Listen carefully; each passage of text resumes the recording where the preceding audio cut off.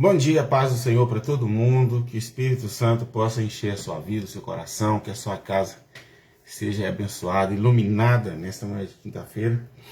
Hoje nós queremos falar sobre atitude, na verdade atitude de fé. Eu quero tomar como base aqui o livro de 1 Samuel, capítulo 1, verso também, a partir do verso 1, na verdade todo o capítulo 1 de 1 Samuel. Atitude de fé. Essa é a realidade. Muitas vezes nós não alcançamos o que desejamos, o que almejamos, e às vezes até os planos, os projetos que Deus tem para a vida da gente, porque muitas vezes nós ficamos estagnados, presos, né? Prestando muita atenção nas dificuldades e esquecemos de que a fé é um elemento vivo e que para isso ele precisa ser exercitado. Assim como o corpo físico, se ele ficar parado, que estagnado, não tiver nenhuma atitude, os ossos, os órgãos vão se enrijecendo, vão endurecendo, e a pessoa, consequentemente, o corpo vai ficar num estado terrível, né? A saúde vai ficar comprometida, os músculos, né, se retrairão e vai ficar um negócio complicado. E a fé é assim, a fé é um elemento vivo, ela precisa ser exercitada, ela precisa ser trabalhada. Às vezes nós passamos a maior parte do tempo reclamando, focamos demais, profundamente, colocamos as nossas mentes, né, totalmente no problema, nas dificuldades, e quando o momento de Deus agir acaba não acontecendo, e a culpa aí não é de Deus, nunca é de Deus, a culpa é sempre nossa. Mas é só uma questão de expressão aqui na nossa fala, na minha fala, e acaba que nós ficamos reclamando, murmurando, porque o negócio está ruim, o negócio está ruim, o negócio está difícil, tá? Realmente as coisas não estão lá nada fáceis, mas Deus ele tem trabalhado a nosso favor, Deus tem trabalhado a seu favor, isso é importante. E o exemplo que nós tomamos aqui em 1 Samuel, capítulo 1, todo o capítulo 1, né? É exatamente isso. Quando nós prestamos atenção a partir do versículo 1, nós percebemos aí que houve interesse, né? Houve um interesse profundo do escritor de 1 Samuel, né? A gente não sabe se foi o próprio Samuel quem escreveu, mas de caracterizar a pessoa, a sua família, né? A família de Samuel. Então ele começa dizendo que, né, Eucana, que é o pai dele, não é? Era de Ramataim Zofim, né, da montanha de Efraim. Olha, Efraim aí Efraim é a tribo de um dos filhos de José, não é isso? Efraim e Manassés. Efraim, um dos filhos de Manassés, e Efraim era exatamente, ele recebeu a parte da herança lá na Judéia também, né? Ele ficou provavelmente junto com os judeus. Na verdade, tornou-se judeu também, né? Os eframitas, né? Os efrateus. E o escritor fez questão de falar que ele era da Judéia, né? Da tribo de Efraim. Deu aí o nome, né? Filho de Jorão, filho de Eliú, filho de Tou, filho de Zufe. Não importa os nomes aí, né? Esses nomes difíceis aí do Velho Testamento. Mas o que eu quero dizer aqui é o seguinte, é que o escritor fez questão de caracterizar a família de Samuel. Aí fala que Eucana tinha duas mulheres, né? Ana e Penina, porque o israelita, né? Até então, né? O sistema era de bigamia, aliás, era de poligamia, né?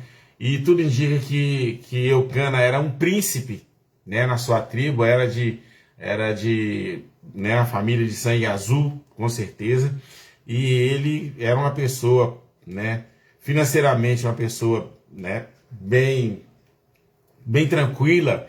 E aí nós vemos então que tinha problema como todas as famílias têm problema, como todos os casamentos, como todos os relacionamentos têm dificuldades. E a dificuldade era que a Penina, que era a segunda esposa, ela ultrajava, ela perseguia a primeira esposa, que era a Ana, os ciúmes. E Penina tinha filhos e Deus havia fechado a madre, o ventre de Ana, e ela não tinha filhos. Dá para imaginar, dá para fazer uma avaliação bem rápida aí dos sofrimentos, dos problemas. Tanto Eucana sofria, como Ana sofria, como toda a família pagava um preço por causa desse problema que existia dentro de casa. Irmãos, a situação de Ana é uma situação terrível, uma situação deprimente. Era um negócio complicado, porque para os judeus, para os israelitas, nós estamos falando do judeu em particular, uma mulher que não tinha filhos, socialmente ela era considerada uma mulher amaldiçoada. Era vergonhoso a mulher não ter filhos, né? A sociedade pegava no pé da pessoa, da mulher, e ela então era desprezada, era rejeitada nas festas. Ela, puxa vida, essa mulher é amaldiçoada, ela tem um pecado nela, um pecado na família dela, e ela precisa. Então, a pessoa, ela era quase que socialmente excluída. Às vezes não era como o caso de Ana, que era uma pessoa, né, de posição social boa, né? E pela posição do marido de ser um príncipe, provavelmente ela ainda era tolerada. Gente, mas de qualquer forma, psicologicamente a Ana vivia uma vida de cão, uma vida difícil, uma situação deprimente, uma situação horrorosa, como às vezes acontece comigo e com você. Às vezes a circunstância nos oprime tanto, né? Nos oprime tanto, e às vezes nós ficamos sem ação, sem atitude. É o nosso tema de hoje, atitude. Então preste bem atenção aqui, aonde nós queremos chegar. Então, a dificuldade de Ana, meu Deus, ela não podia ter filhos. E a segunda esposa, né, a co-esposa, por assim dizer, tinha filhos, e aí vinha o problema. A humilhação não vinha só de fora, vinha de dentro de casa também. A Penina humilhava a Ana, ria dela, zombava dela.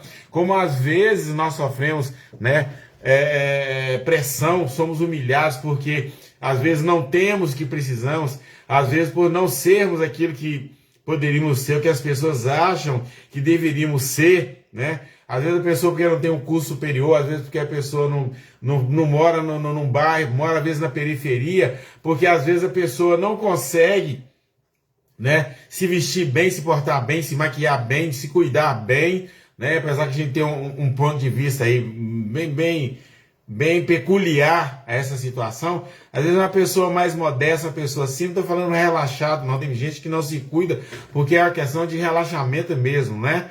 E aí já para o cristão isso não funciona. Mas às vezes não tem condições mesmo, tem condições de ir no salão, uma coisa assim. E às vezes as pessoas somos avaliadas às vezes por aquilo que somos, por aquilo que vestimos, por aquilo que temos ou deixamos de possuir, de ter. E no caso de Ana, ela foi muito humilhada dentro de casa e fora de casa porque não tinha filhos.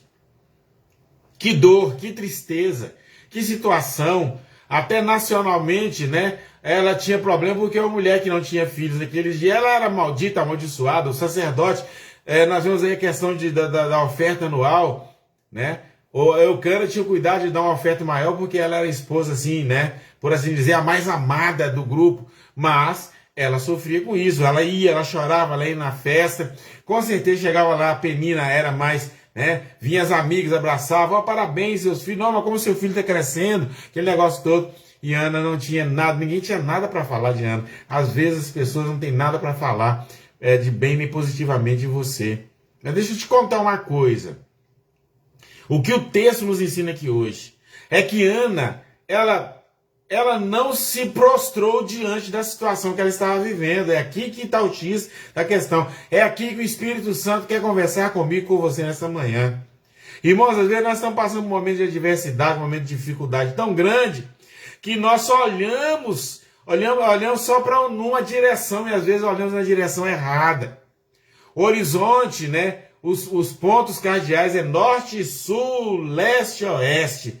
E às vezes nós olhamos só numa direção, às vezes numa direção errada ainda, fora dos pontos cardeais das nossas vidas. E aí vem o que acontece, que às vezes sentimos frustrações, sentimos ansiedades, sentimos um monte de sentimentos negativos, sendo que Deus tem propósito de bênçãos incontáveis para as nossas vidas. Ana entendeu isso. Ela falou, o quê? Já conversei com meu marido e ele ainda fez gracinha ainda, né?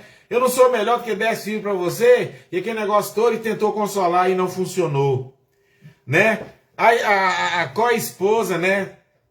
Com ela, né? A esposa com ela, a co-esposa de Eucana, que era a Penina, também não tinha um pingo de misericórdia, ria, zombava, colocava os filhos, né? Para zombar de Ana e aquele negócio todo, e aí Ana falou, não, eu não vou ficar assim, eu não tenho que morrer assim, eu não tenho que continuar assim. Eu sou serva do Deus Altíssimo, eu ofereço meu sacrifício, eu amo a Deus, eu servo do Senhor, eu sou filha da promessa e eu não vou aceitar isso. Aqui entrou a atitude. Às vezes, as situações da nossa vida não mudam, as coisas que nos acometem não são resolvidas, as situações ruins não saem de sobre nós, sabe por quê? Porque às vezes nós não tomamos atitude. Me lembro agora de Moisés. Moisés estava orando, fazendo campanha de oração, e aí a pedra por minha conta. Em cima da pedra, na beira do mar vermelho, chorando, ah, Senhor, o povo está querendo me pegar, o povo está falando me apedrejar, Faraó está lá atrás, prometendo que vai destruir a gente, e o mar está na frente, e o deserto de ambos os lados, e eu não tenho o que fazer agora, Senhor. Aí Deus não falou nada, falou, não tem nada para falar. Deus grita lá do céu, Moisés, o que está acontecendo? Por que você está orando? Ah, Senhor, eu estou orando porque eu não sei o que fazer. Ah, Senhor, eu estou em aperto, minha situação está difícil. Não, Moisés, não é a situação, o problema agora não é oração, é atitude. Não adianta viver em oração, quer dizer, orar e agir. A palavra oração significa isso, por isso é uma palavra, né, derivada, a palavra de derivação, uma palavra coletiva. A raiz é orar e a ação, que seria o sufixo da palavra, significa colocar em prática a oração. A palavra oração significa colocar em prática aquilo que você ora. E Ana entendeu isso, falou o quê? Chegou o momento de sacrifício, ela falou agora, Eucana deu oferta para ela, deu o sacrifício para ela, foi sacrificar ao Senhor, só que lá, em vez dela ficar lá no momento de oração, ela entrou no quarto, no momento específico, no lugar específico de oração, dobrou seus joelhos e começou a clamar ao Senhor. Ela derramou a sua alma na presença do Senhor. E aqui então preste bem atenção no momento que Ana estava orando. Ela não apenas dobrou o joelho e começou a reclamar. Gente, a oração não é reclamação.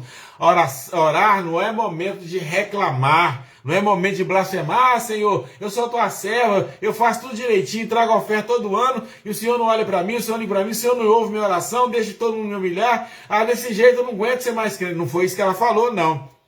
Olha bem a oração dela. Senhor, se o Senhor me der um varão, me dá um filho, aí ela caracterizou o pedido dela. Se o Senhor me der um filho, varão, olha bem, tinha que ser varão, tinha que ser homem.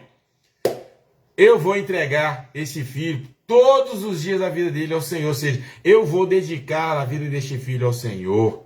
Meu irmão, isso aqui, como diz a turminha da igreja, isso aqui é chique. Isso aqui é muito, muito, muito bom.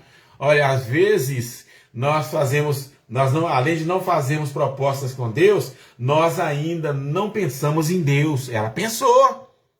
Ela fez aqui o voto do nazireado. Não era comum a mulher fazer voto do nazireado. Nazireado, quer dizer, ela consagrou o menino, que ela nem sabia o nome ainda, né? Que seria Samuel. Ela consagrou o menino a Deus e falou, Senhor, vamos fazer um negócio nós dois aqui. Será que não está precisando de você assentar e fazer um negocinho com Deus, não? Olha, irmão, deixa eu profetizar para você aqui. Eu sou pentecostal, eu tenho direito de fazer isso.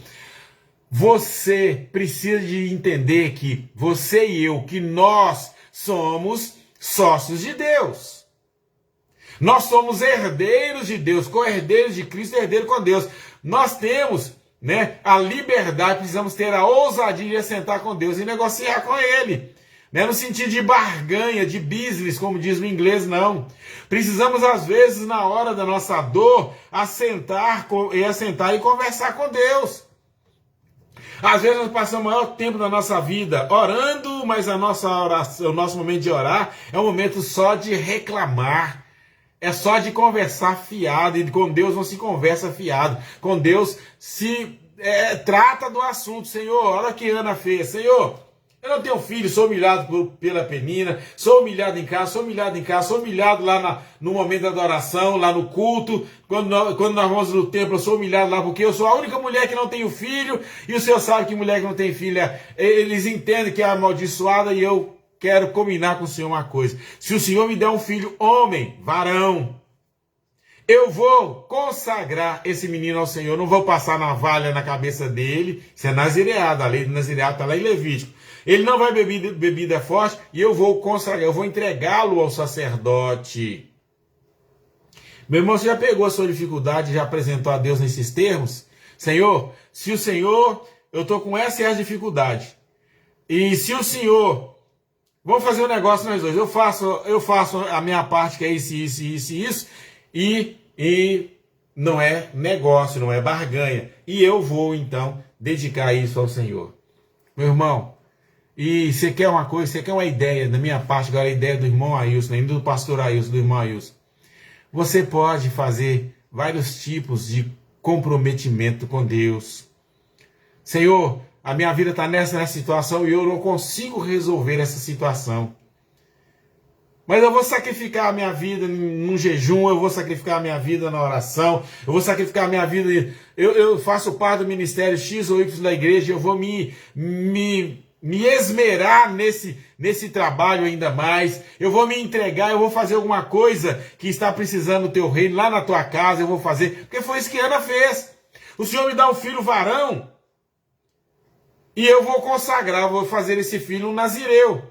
E não era normal uma mulher fazer um voto desse. Inclusive, pela lei, o Eucana poderia revogar esse voto. Deus só aceitaria esse voto se o marido dissesse sim. E com certeza ele disse sim. Ele foi, não digo conivente, mas ele aprovou o ato, o voto que Ana havia feito. Meu irmão, o Espírito Santo aprova hoje a sua intenção de adorá-lo na beleza da sua santidade. Você não precisa se prostrar diante dos problemas, das dificuldades, das adversidades que você está vivendo.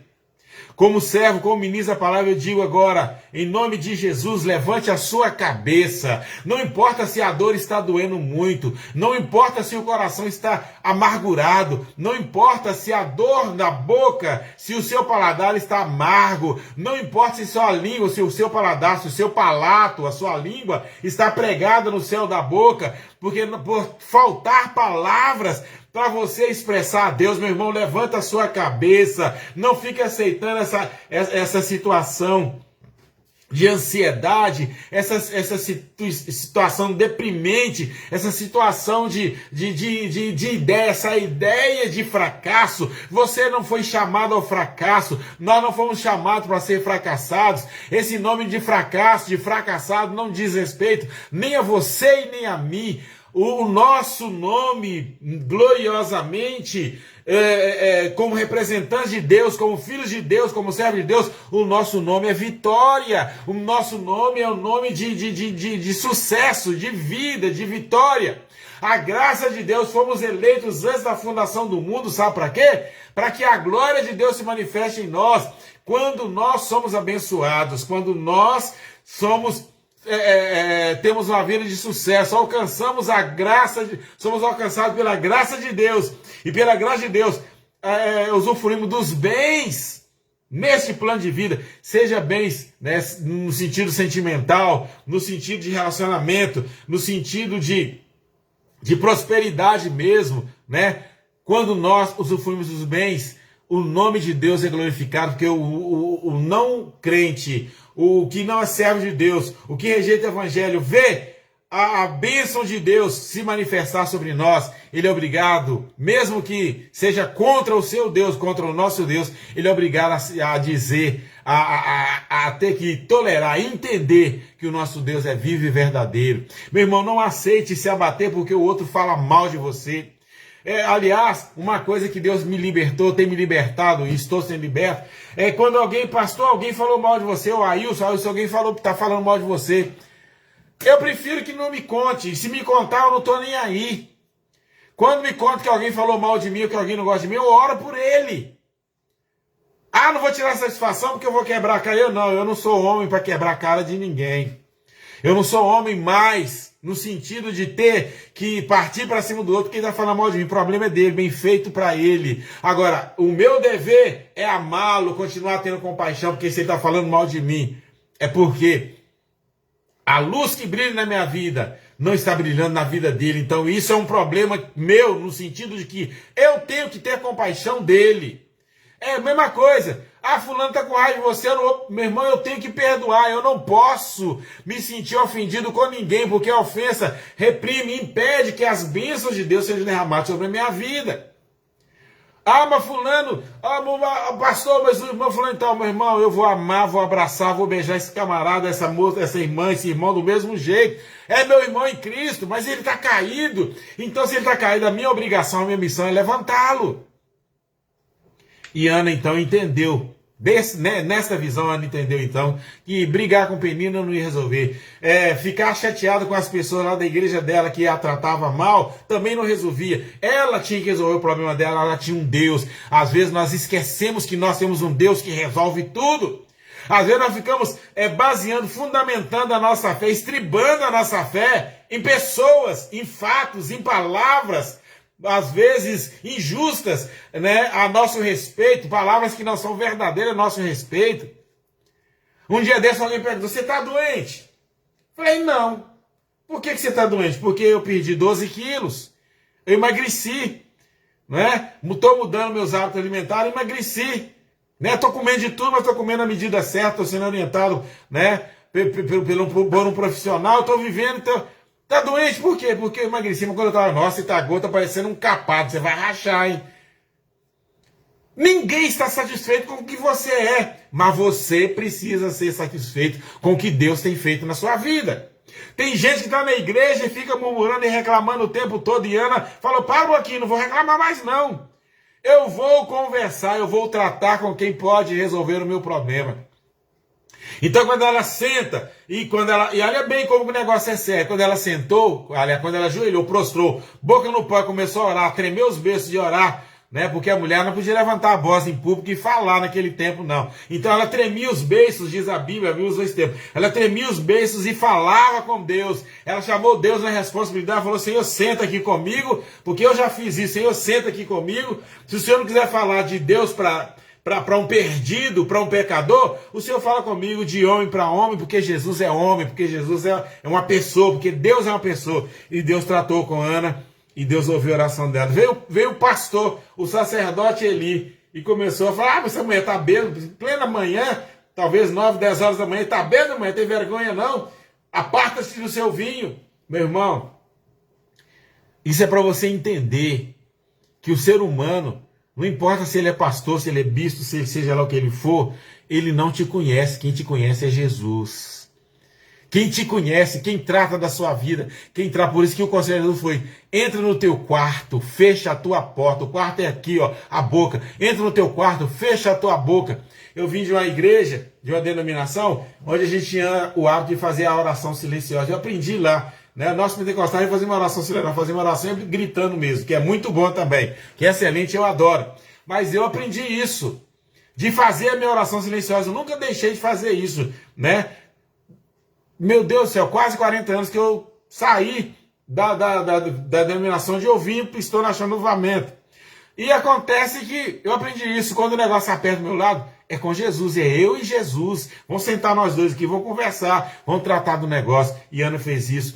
E quando o próprio sacerdote, o próprio pastor dela, que estava criticando porque achando que ela estava bêbada, quando ela falou, não, Senhor, eu estou orando porque eu vim aqui pedir a graça de Deus, estou tratando com o meu Deus, eu estou tratando aqui com responsabilidade com o meu Deus. Sabe o que aconteceu? Ele mesmo teve que profetizar, falando, Deus está ouvindo a sua oração. Meu irmão, Deus está ouvindo a sua oração nessa manhã. Minha irmã Deise, todo mundo está aí, pastor Fábio, pastores que estão aí, né, outros irmãos que estão aí, Rosângela, né, Flavinha, está todo mundo aí. Entenda o seguinte, Chama Deus no particular, porque Deus quer te abençoar hoje. Deus quer mudar a sua vida hoje. Deus quer mudar a sua história hoje. A sua história precisa ser escrita de forma diferente. Deus quer que as coisas mudem, mas você tem que tomar atitude, agora é a sua. Deus só está esperando você e eu tomarmos atitude. Nessa manhã de quinta-feira, já estamos partindo aí para o final da semana. Você não precisa terminar a semana como você começou no domingo. Você não precisa continuar vivendo da forma pregressa como você viveu até ontem, porque hoje a sua história pode ser reescrita. Pastor, mas o médico, meu irmão, não é o médico que trata da sua vida, quem trata da sua vida é Deus. Pastor, o meu marido, meu irmão, não é o seu marido, não é a sua esposa, não é seu filho, não é seu patrão, não é o gerente do seu banco. O gerente do seu banco vai ter que te ajudar, porque é Deus que vai dar ordem para ele. Assim como Eli criticou Ana porque estava em oração, Deus usou o próprio Eli e falou, abençoa ela e profeticamente diga a ela que ela vai estar recebendo a bênção do Senhor hoje. A resposta de Deus para a sua vida é agora.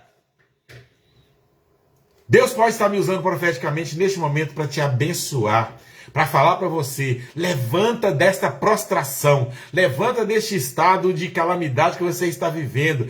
Enxugue as lágrimas do seu rosto, porque Deus está neste momento ordenando a bênção e a paz sobre a sua vida. Levanta e começa a caminhar erectamente, começa a olhar de nariz empinado, mas não no sentido de orgulho, de jactância, de prepotência, não. Comece a caminhar como quem está olhando para a glória, para os tabernáculos eternos de Deus. Comece a caminhar como quem tem o Espírito Santo na vida. Você tem o Espírito Santo na sua vida para ordenar, para te ajudar a caminhar. Meu irmão, não olhe pessoas. As pessoas vão continuar falando mal de você. Se você é um crente, ele é fanático, só fica na igreja. Se você trabalhar no ministério, quer ser melhor do que o pastor, quer ser melhor crente da igreja. Meu irmão, é lógico que quando Deus opera, você acaba sendo melhor. Não porque você é bom, mas porque o Deus perfeito está na sua imperfeição, está agindo na sua imperfeição. O Deus perfeito, quando ele age, quando há um relacionamento, quando há intimidade, ele age de forma que você parece ser melhor do que o outro. Não é que você está se esforçando para ser o melhor, mas é porque a atitude de Deus na sua vida ela é perfeita. Aí fica parecendo que você está querendo ser o melhor, mas não é não. É porque a graça maravilhosa, bondosa, eterna do Senhor está operando na sua vida, no seu coração. Eu quero encerrar orando dizendo o seguinte. Aproveite o dia de hoje. Marque aí, me parece que hoje é 23 ou 24 de março. Parece que é 24 de março. Aproveite aí, né? Entra nesse propósito aí com Deus e fala, Senhor, é hoje. Abata a poeira, sacuda a poeira da sua roupa e fala, agora não. Agora eu sou um servo, sou uma serva do Senhor. E agora eu vou mudar o negócio. O Senhor te chamou para ser cabeça. Por que você está na cauda? O Senhor te chamou para estar por cima. Por que você está embaixo? Chama o Senhor, conversa sério com Ele. Porque Deus quer te abençoar. Oremos. Deus, muito obrigado porque mais uma vez o Senhor fala ao meu coração por meio da Tua palavra. Nós não temos, nenhum de nós que estamos no culto nessa manhã, temos que continuar prostrados diante das dificuldades, das adversidades dessa vida, né, dessa tempestade, desses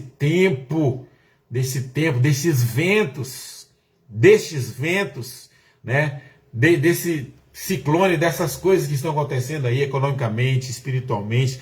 Senhor, o diabo não pode ditar as regras, ele não tem esse poder para ditar as regras sobre as nossas vidas, porque nós passamos pelo Calvário e fomos marcados com o sangue do Senhor. Por isso, Pai, nós suplicamos a Ti nessa manhã, eu suplico a Ti nessa manhã, que ouça, que entenda as deprecações, as súplicas de cada um de nós. Senhor, que as nossas vidas, que a nossa história, que as nossas histórias sejam escritas, meu Pai, de forma diferente, a partir de hoje, no livro da vida do Senhor. Que todos nós sejamos abençoados e agraciados conforme o Senhor requer de cada um de nós nesta manhã. Nós oramos, Senhor, eu abençoo nessa manhã todas as famílias, todos os lares, todos os relacionamentos, meu Pai, que todos sejam abençoados e agraciados no Senhor. Nós oramos e te adoramos em nome de Jesus. Amém. Amém? Somos vitoriosos, somos vencedores, mas temos que chamar a Deus em particular. Faça isso. Estou desligando agora. Meu tempo está acabando, né? Estou desligando agora. Eu quero que você converse com o Senhor. Mais 5 minutinhos de conversa. Elias conversou menos de 20 segundos e caiu fogo do céu. Lembra lá no monte? Menos de 20 segundos a oração de Elias. E caiu fogo do céu, comeu pedra, bebeu água. Já viu fogo beber água e comer pedra? Pois naquela manhã, depois de menos de 20 segundos de oração, né? Comeu lenha, comeu carne. O fogo de Deus, ele faz tudo, ele pode tudo. Por isso que Paulo falou, posso todas as coisas naquele que me fortalece. Amém? Nós somos abençoados. Glória a Deus, pastor Fábio. Tá bom no inglês, hein, rapaz? Tá bom no inglês, hein?